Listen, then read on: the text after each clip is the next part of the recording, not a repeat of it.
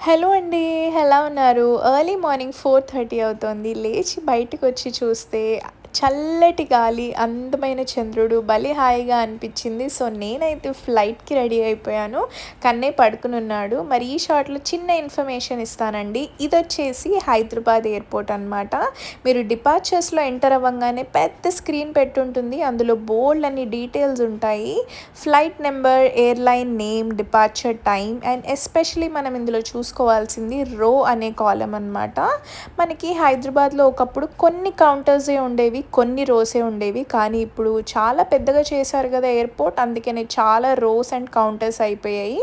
మీరు గనుక first time travel చేస్తుంటే మీ ఎయిర్‌లైన్ ఏ రోలో ఉంది, మీరు ఎక్కడ చెక్ ఇన్ చేయాలి అనేది అందులో క్లియర్‌గా మెన్షన్ చేసి ఉంటుంది. సో, ఎంటర్ అవ్వంగానే అందులో డీటెయిల్స్ చూసుకుని ఆ రోకైతే వెళ్ళిపోండి.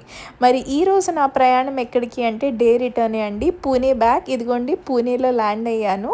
ఇక్కడ కూడా వర్షం పడుతోంది. సో, నేను బయట చూపించలేదు. అందుకే అదే చూపిస్తున్నాను.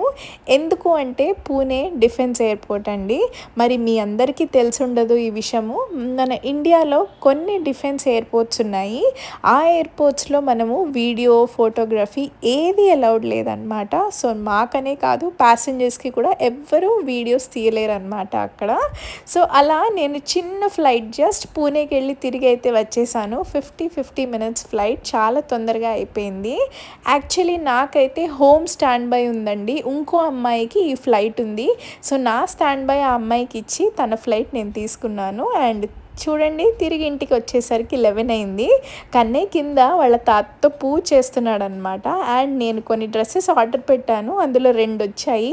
నాకు అస్సలు నచ్చలేదు. వాటిని రిటర్న్ అయితే చేసేసాను. అండ్ కన్నయ్య ఇదిగోండి కింద వాళ్ళ తాతతో ఆడుకుని ఇంకా పైకొచ్చాడు.